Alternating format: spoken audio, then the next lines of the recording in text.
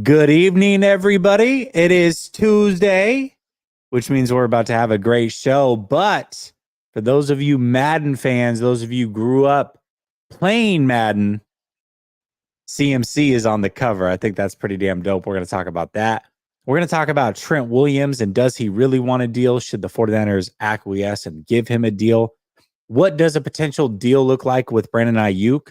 Sounds like they offered him a pretty sizable deal. Is he being too greedy? Do the 49ers need to offer more? And then we're also going to talk about what the 49ers can do to tweak things and get over the hump. We're going to talk about those things plus more, and we're going to do it all next.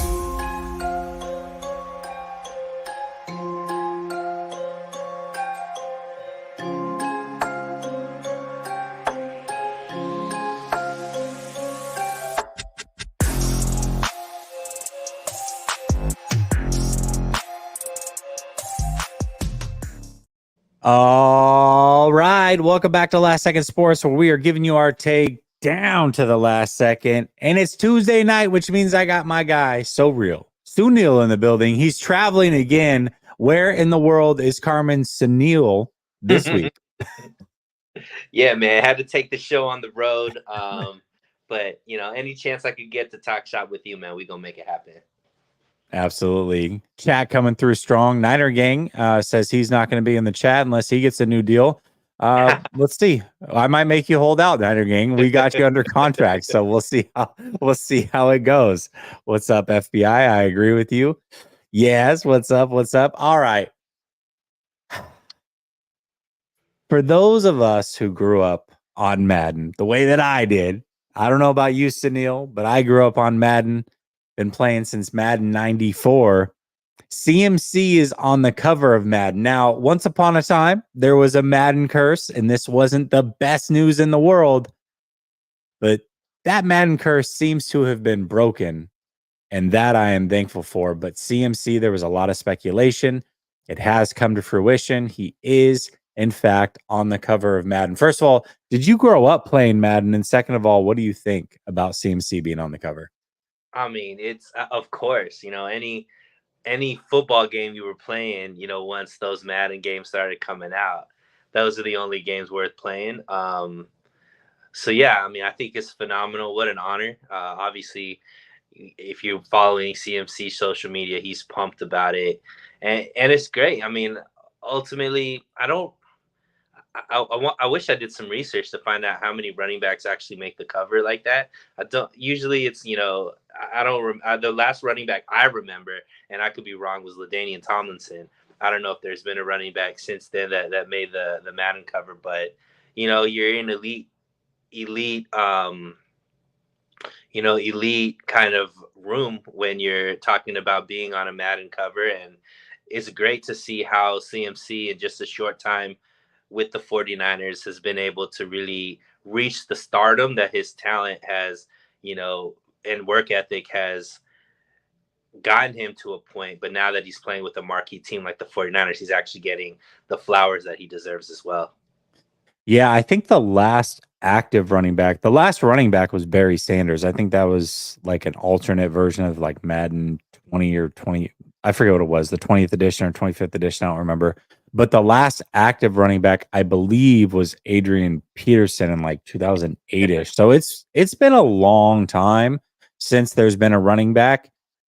CMC does on the cover. For me, this is just cool because I don't play Madden much anymore. I was playing a lot of Madden before I started this show, but it's been 3 years now since I've really played Madden. And now my son plays Madden. And that's how he became a Ravens fan. Most of you know the story there, but now he plays it. And so every year we get it so he can play it. Every once in a while I'll jump in and he beats me now, which is a little bit embarrassing. But overall, I think it's just super cool. I mean, you remember iconic covers, especially when your team or somebody from your team dons the cover. So very excited for Christian McCaffrey. I think this is a really cool thing for him. Cover, Jesse? Last 49er on the Madden cover. Was Garrison Hurst on the Madden cover? Really? Was T.O. on the Madden cover when he was a 49er? No, I think he was on 2K. If I remember correctly, he was on like 2K. That'd be interesting. 49ers That'd be Madden interesting. to cover. Let's see. I mean, why can't you just get like a straightforward answer? know. Why does it have to be like, oh, CMC's on the cover? It's like, yeah, no kidding. To be on Madden cover. Let's look it up. Maybe somebody in the chat could shout it out. They could do the research for us. Yeah, I'm like not seeing it at all. I want to say Garrison Hurst was on the cover for sure. But now I'm not. Now I'm like questioning that one. Okay, so they're saying Hurst 99. There we go. Nice. All right. Okay. All right. There we go. So I was right about it. But hey, either way, I think this is cool. Well, okay. Let me ask you this though. Do you think CMC was the right 49er to be on the cover? Because that's a whole separate question. Yeah. I mean, usually it's going to be an offensive player. He's the best offensive weapon on the team. I mean, him or Trent, but I don't know how many offensive linemen they put on Madden covers. He did. Trent Williams got a little sneak peek in the back on one of the editions. But yeah, CMC. I guess the other options would be Purdy, Debo, Aiyuk, but out of those options, I think CMC is the most consistent and obviously had phenomenal year and multiple phenomenal years. Deserves it, I think, the most out of the group. Yeah, I think CMC certainly deserves it. Happy for him. We'll see. Hopefully the curse continues to be broken. All right, you said Trent Williams, and we have a topic on Trent Williams because Trent Williams, now it's not reported that he's come forward and said he wants a new deal, but the aforementioned CMC in a similar situation to Trent, nearing the end of his deal, no guaranteed money. Trent Williams might be next in line to get that guaranteed money. We could see Kittle maybe possibly doing the same thing. But do you think the 49ers, let's say Trent approaches them, says, hey, I want that CMC deal. Do you think the 49ers should acquiesce and do that? Or do you think they should just hold tight? It's a tough one, right? Because it goes back to the age thing that I know you have kind of like a hard kind of at a certain age, you're just like, hey, don't be flexible, I guess is the way you put it. But to me, there isn't a significant enough drop in play to where when you got an elite player like a CMC, like a Trent Williams, I think Kittle falls into that category as well. The drop off, I don't think is as steep as maybe people that aren't as elite as those people. So I think one, if this is true, it probably means that Trent Williams isn't looking to retire as soon as maybe we thought he was. Like, I think most people just kind of figured he'd play out this deal and then kind of hang him up. But I think Trent Williams is motivated by obviously he wants to win a Super Bowl, but I also think there's certain records that he wants to hold, and he's motivated by Pro Bowls, All Pros, all those types of things, which is great. Obviously, if you're the team that's able to bank on him, I think I would be open to it, to be honest. If it's like one of those deals where you give him a little bit more money, but it doesn't, like, you have outs basically, like kind of like the CMC deal where it's not going to put you in too much cap hell in the future. Yeah, I mean, the 49ers don't have a backup plan for him quite yet. It takes a little bit pressure off of the next draft to definitely get that guy, but hopefully you get that guy. But even if you don't necessarily get that guy, maybe it gives you another year to get that guy, because you never know how the draft really is going to fall. So yeah, I mean, I really think that if he's willing to take one of those deals where it benefits both parties, I think I'd be for it, just where the 49ers are at and the fact that he's still the best left tackle in the game right now. Just real quick, going back to the last topic with CMC on the Madden cover, Scott says the first player on the Madden cover was Eddie George in 2001. It does sound like Garrison Hurst was on the Madden cover in 99, but it was the European version. Up until 2000 on the American version, it was Madden that was actually on the cover. So sounds like we got our answer. Thank you all so much for contributing. James says, wouldn't a new deal open up cap space in the near term? Sounds like it would be a good move considering our roster construction. It would. It would be very similar to what happened with CMC, but you always end up paying somewhere, right? And the way that CMC's deal was constructed is it was a 2-year deal, no guaranteed money after those 2 years. So after this year and next, they could get out of CMC's deal with no penalty.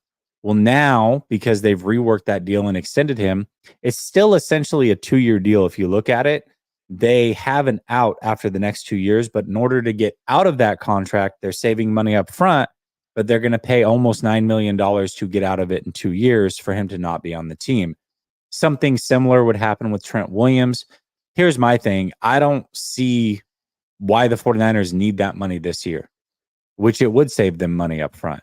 But I don't see them needing that money. They've got plenty of money this year if they want to make a serious move. For me, I like the flexibility, like what you're talking about. Now, the plus side is if Trent comes to you and says, hey, I want guaranteed money, that means he's probably not planning on retiring. So you do love that. But the downside of that is Trent being a little bit older, starts to miss more games, or heaven forbid, he has an injury that forces him out and he does end up retiring, not planned. Now you end up owing a lot of money for a player to not be on your team. I personally like the flexibility. I also like rewarding players. I do, but if he plays, he'll be rewarded. And so for me, it's like, you've got 3 years left on your deal. I would prefer to just you play and earn your money. And then if you can't play, that's fine. But we're going to have to move on. I guess the way that I see it is I just have to go based off of what has happened traditionally in the league.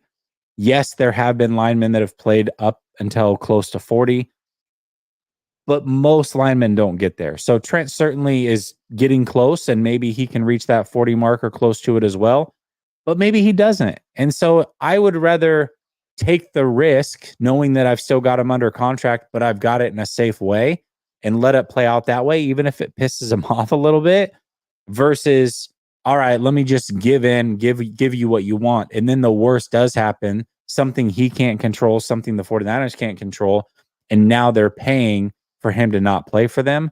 That's not ideal for me, because this team is built to win now. I understand that, but they also have to start caring about the future. And Trent Williams isn't going to be here long term. He's just not going to be. So how do you continue to build around Brock Purdy? Every dime will matter eventually. I say, at least for this year, let's figure it out, let him play, and then we can address it again next year. But for now, I'm not touching the deal. That's just me personally. Yeah, and I mean, he's way down on the priority list of who needs, to be reworked deals. Obviously, Brandon Aiyuk is number one on our list, but I think a guy like Diamador Lenore, I would much rather him get his deal and lock him into a long-term deal, before you start messing with Trent Williams' deal. Yeah, absolutely. I don't know why this made me laugh way harder than it should have, but I love the Fast and Furious movies, so maybe that's why. Celeste says, Grant said this is the first Niner ever to be on the cover. He's right-ish. We just went over it, but obviously your comment was before that. And Kendrick says, hey, Jess, when are you planning on doing a call-in show?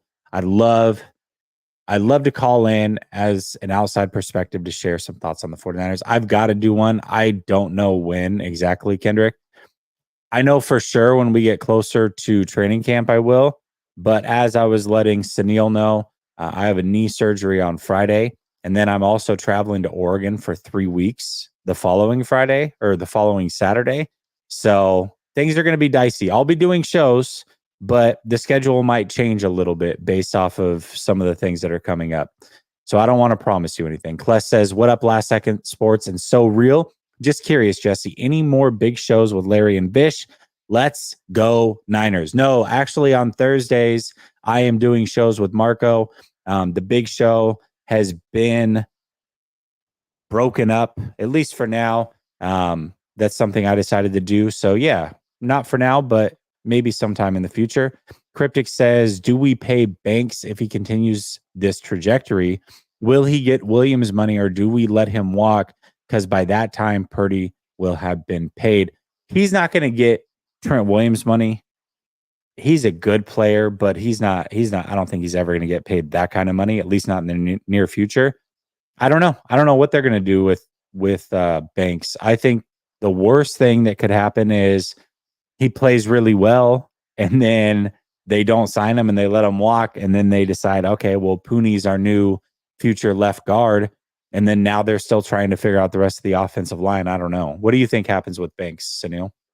Yeah, I mean, obviously in the 49ers' favor when you're thinking about from a negotiation perspective, health has been a big issue for Yeah. him even coming into the league. So there's always that they have. He's shown glimpses, but not consistency quite yet because of those injuries, I would say. And I guess it all depends on the number, right? I think also 49ers need to start utilizing more draft capital for offensive line because they need to, have some backup plans there because, clearly, I don't know if Aaron, it depends. Let's see how he plays this season. But as of yet, right now, it would have to be one of those maybe like 1 year prove it deals type of thing where not, but I wouldn't necessarily do long term unless it's going to be a completely team friendly deal. Yeah, there's some risk reward with this stuff, right? Like if you wanted to pay Aaron Banks now, you could, assuming he wants to play ball. Now, sometimes the player doesn't want to play ball. They want to bet on themselves. Bosa was a great example of that. I think Aiyuk, if they had approached him last year, might have actually signed and they might have saved themselves some money. That being said, Banks might fall into that category. I think Demo might fall into that category where it's like, hey, you can save a little bit of money, pay them now, but there is some risk with that. There's definitely some risk with that. Maybe you overpay for Banks trying to save money. You don't ever know for sure. So, there is some calculated risk. McKivitz. You just saw them do that with McKivitz. So right. Potentially, I mean, they've shown a propensity to do that. Greenlaw, they did it with. I mean, Greenlaw technically is very well. Yeah, it did. So, it can work out well, but it can bite you in the butt, right? I mean, if let's say Greenlaw tore his Achilles 3 weeks later instead of in this last Super Bowl, it may not have panned out well. You just never know. It really is a calculated risk when you do these things. And it seems like they're more willing to do that with lower draft picks than higher draft picks because obviously the number is a little bit higher because McKivitz fifth round draft pick, Greenlaw same thing. So we'll see if they do it because Aaron Banks is a second round draft pick, so I don't know if that changes things. Yeah, absolutely. KB Toys says, I'm trying to get the knee up on the situation or competition. Oh, situation. There we go. Brother Bob says, here's $2 for knee surgery. You didn't say that last night. You didn't ask, Brother Bob. You didn't ask specifically if I'm having knee surgery. All right. Brandon Aiyuk should be the first order of business as far as paying people now that CMC's been paid, but maybe Trent Williams tries to jump in front of him. It sounds like they've offered Brandon Aiyuk around $26 million a year, to which he has said no. He wants something closer to $30 million, according to TJ Houshmandzadeh. So who's in the right here? Do you think the 49ers are right for offering $26 million a year and BA should take it? Or do you think BA should stand firm and try to get closer to 30? What are your thoughts on this? Are you team 49ers on this, or are you team Aiyuk when it comes to this situation? Yeah, and I think it's tough to position it like who's in the right, because I don't know if there's a right or wrong. Ultimately, BA is looking for what's going to be best for him and his family and his future. And I'm not the type to pocket watch or tell a man, what he should believe he's worth or not worth. I think what's promising from this is it's much higher than the 22 million. Well, that was the last number, Jesse, that we were all hearing that the 49ers offered BA. So 26 million is much closer to what I think the Amon St. Browns and, Devontae's and all that kind of salary that they were looking for. Look, there's still what 6 weeks, 5 weeks till training camp. I think 26 is a better number to work with. If BA's at or if 49ers are at 26, BA's at 30. Hopefully they fall somewhere, 27 million or 28 kind of thing with, the guarantees being the way that it is. I'm I've been really pessimistic about BA signing a contract with the 49ers. I think that he was going to play on the 5th year. And, because the last number we heard was 22. The fact that it's at 26, I think is a really good sign. And it actually makes me more optimistic that a deal could get done now, that the 49ers are willing to go up to 26. If that number came out, we know that they'll probably be willing to go up a little bit more. This is all negotiating tactics. 49ers numbers don't get out unless they want that number to get out. Put some pressure on, BA and his team. But look, I think that the fact that Hushmanzada is talking about it means that I think both sides want to get a deal done. But yeah, I mean, who do I think is in the right? I think BA needs to be trying to get as much as he can get. And the 49ers need to get him for as little as they could get him for, right? So everybody's doing their due diligence. I will just say that I think this number makes me a little more optimistic that things can get done. Yeah, certainly. I don't think they're like just crazy off. I almost wonder too, I think 26 million is acceptable if everything else lines up. It's more about the guaranteed money and then probably the years. Like, are the 49ers stuck at 3 years and BA wants 4? I think that's a potential hang up. I don't think the average annual value of the salary is the hang up. It's about the guaranteed money. It's about the term of the deal. How long does the deal last? So to me, those are probably the two things that, first of all, we don't know what the details are on that. We're not going to hear, because details always come out like this. It's this per year. It's like, okay, well, how much of that's guaranteed? How long's the deal? What does BA want? What are the 49ers offering? That's where the hangups happen, because you've got somebody like Ridley, for example, who came in at like 23 million a year, but he has like 46, 47 million fully guaranteed, to where somebody like Amon-Ra St. Brown came in at 7 million annually higher at 30, but he has less fully guaranteed. So, it's where is the actual hang up? I don't know. Also, what's the language? The 49ers love to have outs in these contracts. Yeah, go ahead. What's interesting, though, is Hushmanzada said that if 49ers offered a deal like St. Brown, it would have gotten done right now. So I think that possibly means that the guarantees, they're far apart, or they're still, I don't know. I can't say far apart because I don't know, but like, that's, I think, probably where the hang up is. To kind of back up your point, it's probably more about the guarantees. And I think also role in the offense. I think BA wants more targets. Like, I think he's been open about that. I think that news has come out, even before all these contract negotiations were coming out. Like, he wants to be targeted more, because I think that he understands that if I get more opportunity, I'm going to be able to perform better as well. So I think it's probably guarantees, Jesse, which, the 49ers have, when they value a player, gotten it done. So I think that it's, like I said, it's a little more positive now as far as hearing something like this, but hopefully they get it done sooner than later. And the silver lining is you can still tell BA is working out, right? He's still posting up videos of him working out and all that kind of stuff.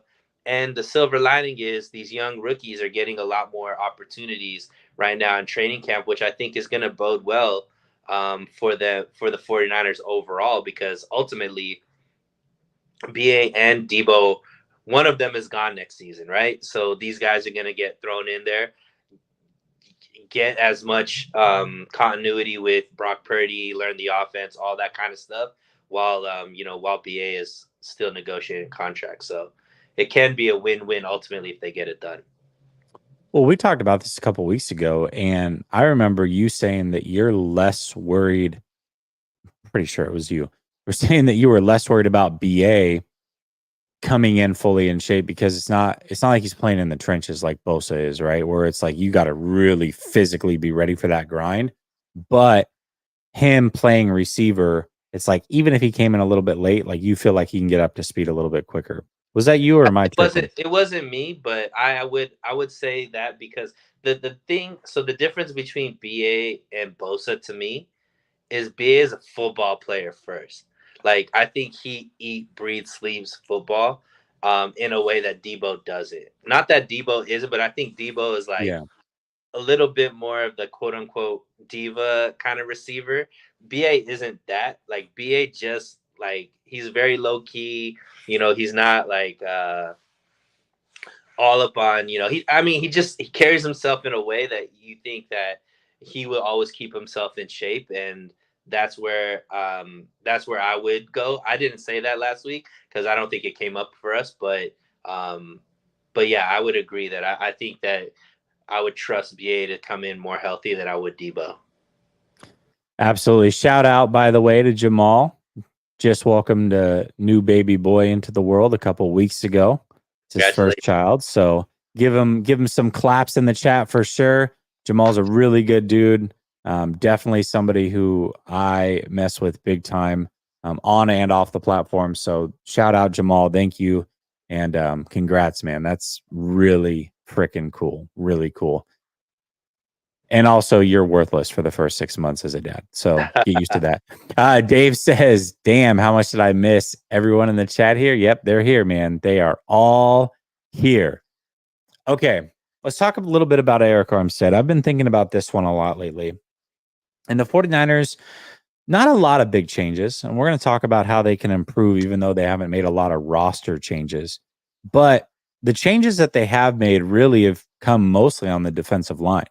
Like you look starter for starter, that's where the changes are going to come in. Now, I think presumably they've certainly upgraded bringing in Floyd as far as an edge rusher. But man, I really feel like 49er fans kind of underrate Armstead. Like they look at what he was getting paid, and sure, maybe he was overpaid. I get that. Remember, he was paid like a defensive end. He ended up kicking inside. But I feel like ever since he moved in to be the defensive tackle, he's been elite at what he was asked to do, which is stop the run. Also, you look at Drake Jackson, who had like 3 sacks in the first week of the season. All 3 of those were due to Eric Armstead. He's the one that pushed the pocket right at Drake Jackson to get those cleanup sacks. So sometimes you don't get sacks, but you're the reason that sacks happen. Eric Armstead hasn't been as healthy the last couple of years, but he does always play in the playoffs. And it seems like every year in the playoffs, he plays his best football no matter what. And so I'm looking at this team and saying, okay, we can say that they're better off without Eric Armstead when it comes to the regular season because he's not as healthy. But I'm looking at this team and is it better on paper versus the team that was in the Super Bowl? And that team did have Eric Armstead and playing at a high level, knowing what he brings as far as a run stopper and all of those other things. Do you feel like the 49ers might miss Eric Armstead more than we're kind of giving it credit for? Or do you feel like, hey, they've got it covered. You like who they brought in. The 49ers should be good to go as far as not having Eric Armstead on this roster. Yeah, I mean, look, it's clear if you look at the numbers, the 49ers run defense with Armstead in the lineup and without, it's drastically different. Like Armstead made a huge impact specifically in the run game. And you know, he's a player that could play every single down. So you didn't need to rotate him out, which I think the 49ers value as well. Now, to answer your question, well, does the fan base underestimate or undervalue Armstead? Absolutely, that's 100%. Does the team? I think, unfortunately, from a team perspective, they were looking at value with the dollar amount attached to that. So I think Yeah, that kind that's of fair. affects that. I mean, obviously they wanted him. They just wanted him at a much lower number, you know, and that Armstead didn't want that, and rightfully so, right? He got paid, you know, at Jacksonville. How will it affect the product on the field? To be determined. And the reason why I say that, Jesse, is I think the 49ers have brought in certain players like in the secondary, you know, the corner that they brought in the second round, that these guys that are aggressive tacklers, right? So I think that past the defensive line, because I don't know how good the new defensive tackles are going to be. Because, Hargrave isn't great at the run. He's more, a pass rushing kind of defensive tackle.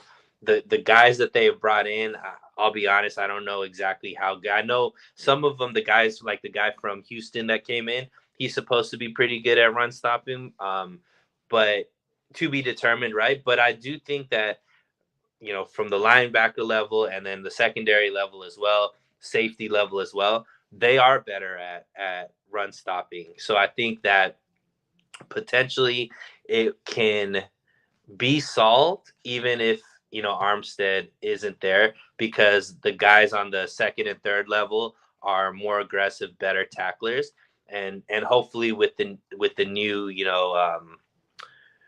defensive coaching changes, potentially that could also lead to there being a difference in the run stopping. So yeah, I mean, obviously, I think you would want Armstead there rather than not. But when you're playing in a league where money is needed, and you have to make those hard choices. But I do think that we do the 49ers not to know that on the defense that's their biggest Achilles heel, and to just like not solve that, I think would be criminal. And I don't think that they're that type of organization. Yeah, I think they're definitely trying to solve for it. And there's some good comments that I start here in a second. But Steve over on X or Twitter, whatever you want to call it, says top 8 defense this year. Well, that would be a step back. I mean, the 49ers, as far as scoring defense, anyways, were number 3 last year. So that would be a step back. But one thing we're not going to know is we're not necessarily going to know the full impact of Eric Armstead till later in the season. And the reason that I say that is because Dre Greenlaw is also presumably not going to start the season. And it's interesting because a lot of people took Deebo Samuel being out for those few weeks where they struggled during the season against Cleveland, Minnesota, Cincinnati. And they use that as evidence as to why Deebo is a must for this team. And Deebo's a great player. I'm not saying he's not super important, but they forgot that the year prior they were undefeated without Deebo. And they also neglect to mention that Trent Williams wasn't playing in those games either, right? So it's like, okay, sure, And they've Deebo was never there. been good when Trent Williams is out. Exactly. So Trent Williams wasn't there. That's a big deal too. So we may look at it in the beginning of the season and say, hey, they're clearly they're struggling to stop the run.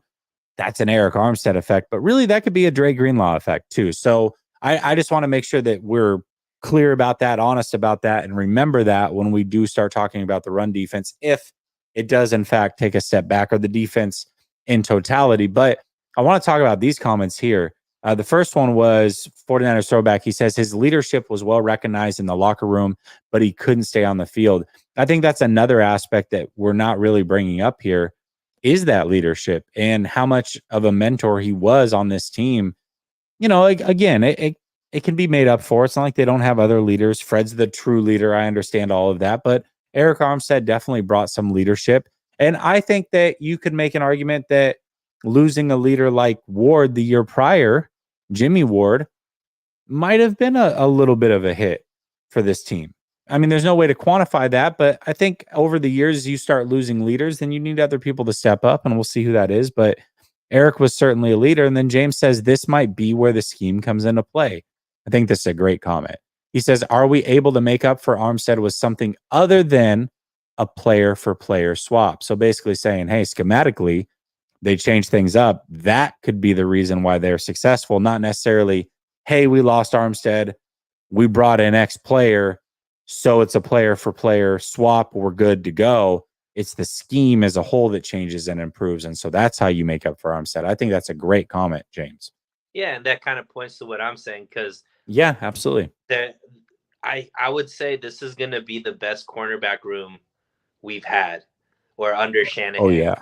Right. And they're all similar type, versatile, could play multiple positions, and aggressive tacklers. Right. So I think that is what can potentially, if you get the corners that are willing to tackle in. And that's even Charvarius Ward. Like, people forget that Charvarius Ward, when he came to the 49ers, was like the top, like he had the least amount of missed tackles of any corner, in that previous year. So he's like a willing tackler. Um, we know that Demo is a willing tackler, and it looks like Renato is the same type of thing. You talk about Mustafa as a safety. If he is able to, get meaningful playing time this year, he's a savage as well. And you know that could potentially be, because ultimately, yeah, it's great to have like a gap stuffer like Armstead in the middle, but even with him, you still need your guys to come downhill and make those tackles in the gaps that are open, or are open for.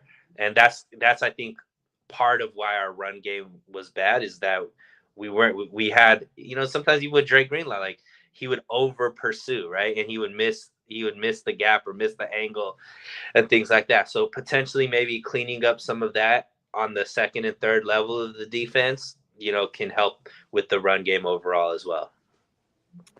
Yeah, I think it's a great point by the both of you. I guess my issue with schematic changes is I'll believe it when I see it.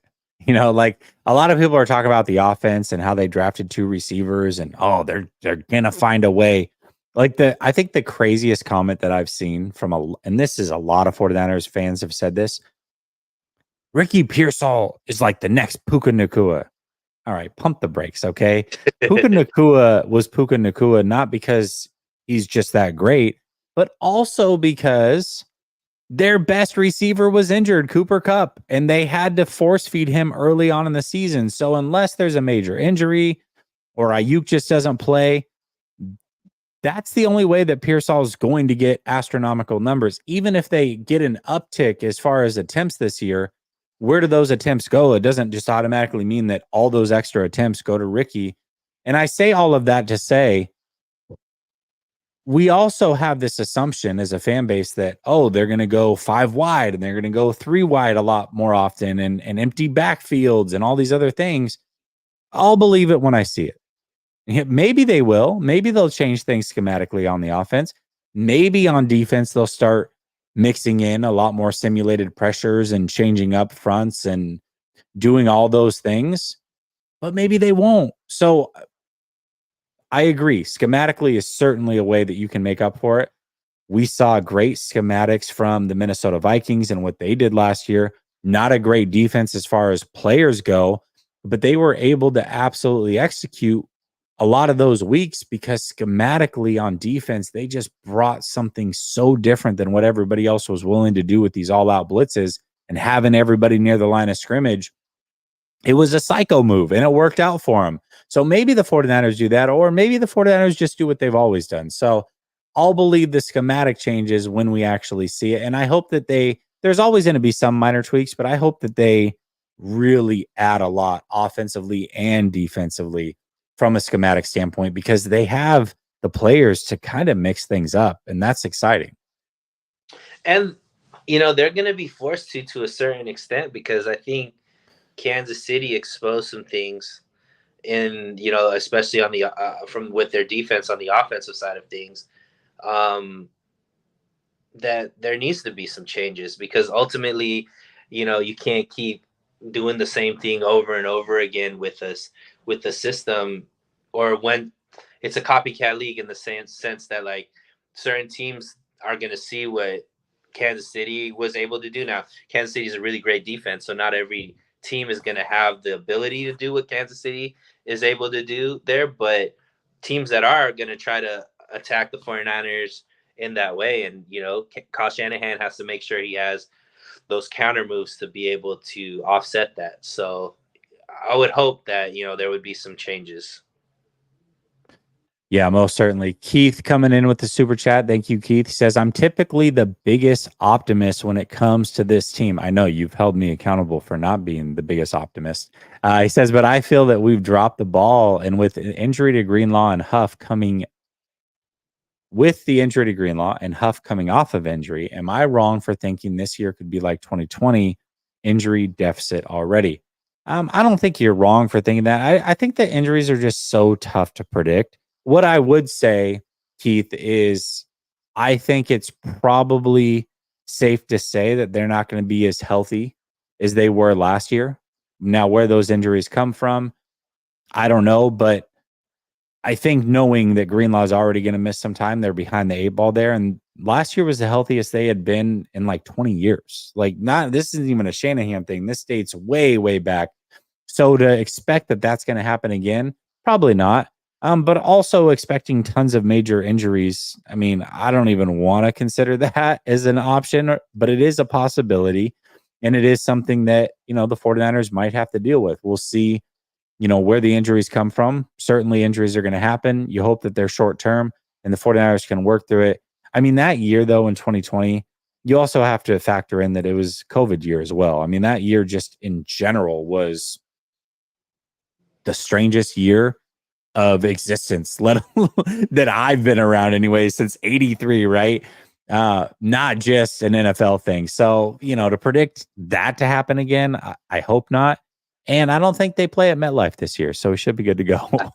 I think there's two things to keep you optimistic, because I'm team optimist too when it comes to this team. So the fact that there's some pessimism coming from you, man, let's get you Rob back optimist up. Two things that that could kind of overcome maybe what happened in 2020. One is this team is a lot more deep at every single position, and even with youth, right? So even with Huff coming off of an injury, there's two other safeties back there that are on a rookie contract that could come in and are primed to make waves and have are better than maybe some of the safeties we've had in the past behind them. Same with our linebackers and stuff. I think we have a lot of depth there at the linebacking position. A guy like D. Winters, Fred Warner has had nothing but glowing things to say about him, and he's somebody who fell into our lap. Right, that's a guy who is coming off of a really, really good college career that the 49ers were able to get. And the second thing is there's still a lot of money that the 49ers have. So if, God forbid, there was a big injury, they can make a trade. They can, bring somebody in that could, fill that void, which they I don't know the number. Usually they don't have this much money at this point in the offseason. So so I think that even if we get hit with some injuries, there are ways that the 49ers can overcome that, and that they weren't able to do in 2020. Yeah, most certainly. Yeah, says I had with my knee surgery, Trent Baalke's definitely going to sign me. That's true. And KB Toys is making sure that everybody's up to date in the chat. There are some people that just joined us. He said Jesse blew out his knee. A guy had a baby. That guy's name is Jamal. He was in the chat. He said Jesse hates Purdy and Pearsall, is a bust, and Kyle sucks. So there we go. We're all up to date. So for those of you that just joined, that is the recap according to KB. I haven't even talked about Brock Purdy, but that's so funny. Dave says, I'm the biggest Niner optimist. Now trade Kyle Levy. And then Dazza says, upgraded O-line could push this team over the top. Okay. Well, let's talk about some things. I don't know that they necessarily upgraded a ton on the offensive line. I think depth-wise, they certainly did. And we talked about it for the most part, roster-wise, from a starter aspect. It hasn't changed a ton. But Sunil, there are certainly things that the 49ers can do to change their fortune this year and finally get over the hump. So I'm going to ask you, what can the 49ers do? What changes or tweaks can they make, or would you suggest for the 49ers to hoist that Lombardi trophy? What are your thoughts? Yeah, I think there's a couple of things. One, I'm really high on the cornerbacks this year. Like, Ambry Thomas, I know he was somebody I was really high on when they drafted him. He has made me a fool as far as saying that he was going to be, a big impact player for the 49ers. But having that third corner, I think we've seen that the 49ers have been able to be taken advantage of from a defensive side of the ball, not having a guy outside of Demo and Mooney Ward, right? Whether it was Ambry Thomas or, you could insert whatever other corners have been there. Guys like Samuel Womack, who now has been in the system for 3 years, who's shown some flashes, or Renardo, like, he's somebody who, both of us are really high on, that potentially could upgrade that third. I think that's going to help stabilize some of the, that's a key, like I guess an opening that the opposing offenses could take advantage of in the past. So eliminating that, I think, can help stabilize the defense a little bit. But for me, the biggest way I think the change that could be made is give the reins to Purdy.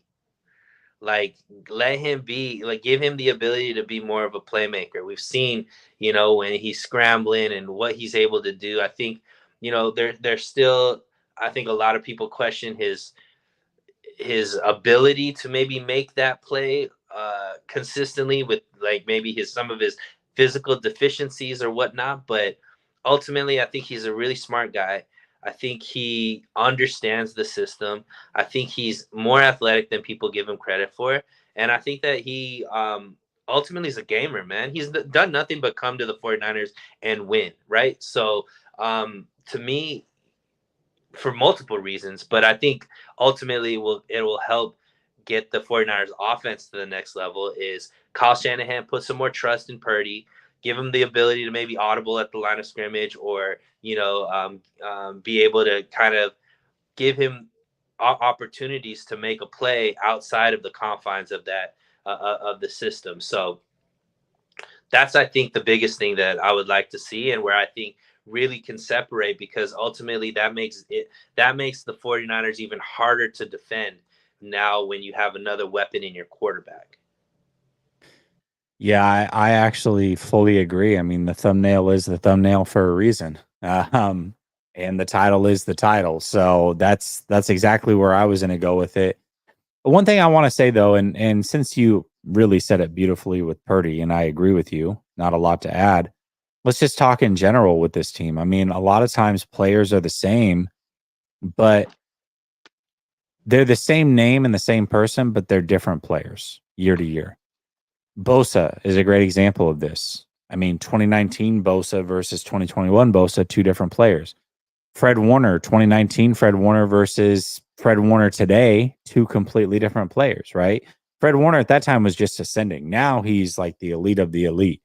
Bosa last year, presumably you can say, hey, he'll probably get better because he had a bit of a down year, especially for him, but he was coming off of a year in which he was fighting for a contract. Exactly. Yeah. So you can probably expect that he's going to get better. Hargrave, admittedly, came in out of shape last year. You would expect that he's better. Now, Debo said he was going to be in better shape. I don't know that he was. He certainly looks like he's physically in better shape this year, fighting probably for a new contract. So you can expect that maybe he gets better. So there's, the players, we can talk about Purdy. I think Purdy's going to take a step forward. He has a full offseason. You talked about that. The offensive line, even though the players are the same, the continuity is not necessarily the same. They've got a whole extra year of continuity. So you can have the same names across the board and still take a step forward. Flip side of that is you can have the same names and you can take a step back as well. Right. A player gets a year older, they lose a step, what have you.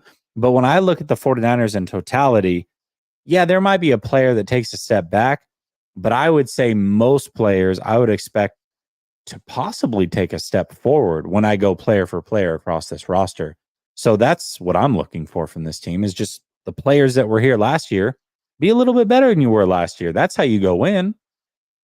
And one player that, sometimes it falls underneath the radar because the 49ers usually outscore teams by quite a lot. But Jake Moody, he didn't have the year that I think people expected, especially drafting him where they drafted him. But he has another year, and he has playoff experience, and he has some playoff failure, right? He missed that extra point in the Super Bowl, and I think did he miss a field goal? I don't remember if he missed a field goal in the Super Bowl as well, but Missed an you know, extra point. definitely missed the extra point. I know that, but he was somebody who Harbaugh said was an extremely clutch player. We know he has strength in that leg, right? And that could potentially be a weapon. Maybe having that year, obviously is a highly pressurized year for a rookie to come in and, especially because this team is Super Bowl or bust. I think that, potentially if he gets significantly better or, takes that next step, Jesse, that's a guy that could really make some changes for this team when you have a guy who potentially makes some 50 plus yarders. And if he could just be consistent and not miss, as many field goals, take that percentage up closer to, 88, 90%, all of a sudden now, that makes this offense even better as well. Yeah, I think that's a really good point, and he definitely can get better for sure. I mean, you're talking about it. Interestingly enough, in college, and I talked about this when he was drafted. For as big as his leg is, he usually tends to make the longer kicks. It's usually between like 40 and 49 is where he struggles a little bit. It's like, all right, I got to maybe take a little bit off and I got to concentrate on being accurate. And that's kind of what you saw from him throughout the season and in the playoffs as well. It's like if you give him a 50-yarder, 55-yarder, he really is Money Moody from those distances. You know what I mean? So it's a mental thing. And with kickers, I really think it's all mental. So for him, if he can improve on that, work through that, maybe see a sports psychologist, whatever he's got to do, certainly he's a player that we're not mentioning as well. And then the special teams unit as a whole can improve. I mean, they've definitely tried. They've spent some money in that area in the past and with some mixed results, but we saw how special teams really hurt them in the Super Bowl. Well, maybe you, with the kickoff rule, you really take the bull by the horns and you're the best team in the league at it. You do something different and everybody else is playing catch up to you. So there's definitely some changes that need to be made. And then one more change, and I think it would be an overlook on our part or an oversight on our part if we didn't talk about it. Kyle Shanahan, I really did praise him at a lot of points last year for changing the way that he viewed his quarterback or seemingly viewed his quarterback and really patted Brock on the back and gave him encouragement and even at times was taking blame. But it does seem like as they got later in the season and got into the playoffs, he was less and less willing to take some of that blame and maybe look in the mirror. Now, I don't care what he says outwardly to us. It can be a little annoying, but more so, what is he doing to reflect internally? And he can improve as well. So I think that that's another thing that we have to look at and say, hey, Kyle, he has some things he has to improve on. Can he do that? And that's another way this team can improve as well. Sure. And obviously the new defensive coordinator, stuff like that. So there's a lot of even though the roster is fairly similar as far as starters, there's a lot of behind the scenes changes that have been made. A lot more depth that's there as well. So ultimately, that competition that you're talking about that could push people, to get better as well. I think all of that bodes well. So still a lot of room to be optimistic. Yeah, and I think the defensive coaching changes as well. That's another one that could go really well or maybe not. So there's a lot of little things that can change for sure. Dazza says, Sunil said last week that we can't beat Mahomes and Reed. So I guess our only hopes is that the Chiefs don't make the Super Bowl. We're going to play the Texans in the Super Bowl. That's what it's going to be. Brother Bob says, Dazza is right because Kyle Levy is and Reed is better. Big facts. Brother Bob also says none of it matters if Kyle Levy doesn't improve. We just talked about it, Brother Bob. Gotcha. Dave says BB is right. If Kyle can't see his mistake, he's questionable. And then Nee says, what do you think of Tomlin resigning? Does this illustrate what owners really value? And Kyle will be a coach as long as he wants, regardless of a Super Bowl success, as long as they stay relevant enough. I do believe that. I've said it many times. I think Kyle is here as long as Kyle wants to be here. And whether you like it, hate it, whatever, I think they can go 15 years without winning a Super Bowl. And Kyle, if he chooses to be here, would still be here. Keith says chances on Purdy improving. Oh, go ahead. Sorry. I disagree with that. I think the fan base will turn on Kyle. I think right now Kyle still has a lot of fan support because of how how this because for the 20-year, other than the Harbaugh stint, this team has been like the worst, right? And then Shanahan has a lot of goodwill because we're seeing winning football consistently. But ultimately, I mean, you're seeing guys like Barclay, you're seeing guys like Brother Bob, like they'll get more and more people on their side if Kyle Shanahan continues to go out there and not win. And I mean, ultimately, at a certain point, you can't just continue to just be competing. So if they don't win a Super Bowl in 15 years with Kyle Shanahan, I don't think he's still the coach. Yeah, maybe. I don't know. I think Years. as long as he doesn't as long as he continues to support Purdy and Purdy becomes a franchise quarterback, I think the leash is as long as he wants it to be. Keith says chances on Purdy improving. I think it's way higher than the chances of him not improving. I mean, you're getting more years in the league. You're coming off of a major injury last year where all you could do was rehab during the offseason. This year, you've got a full healthy offseason. Also, I think it depends on how you look at improvement. Are you strictly looking at it from a number standpoint? Well, maybe he doesn't improve all the way across the board, but I think he definitely improves as a player. And I think those will show in a small way throughout his game, and it may not show up statistically, but it will show up at some point. I just noticed that I didn't put a P in improve, and it's been scrolling across the bottom the whole way as improve. Brother Bob says Dave with the fat pimp daddy caddy is a true legend, and then Dave says trying to be half the man you are, BB. Sunil, love Tuesdays, man. Hopefully we can do it next Tuesday. We'll see how I'm recovering from surgery, but the plan is that we are a go. Get home safely from your travels. Thank you as always for joining me, chat. Thank you so much for keeping it lit. Much love. I think I'm going to be on in a couple minutes with TD Finn's talks. We're going to talk a little bit of Dolphins and 49ers. Dolphins fans, I think, are the most interesting fan base in the NFL because they're very delusional about who their quarterback is. So we're going to talk a little bit about that. You can check it out over on his channel, TD Finn's Talks. And until next week, Sunil, peace.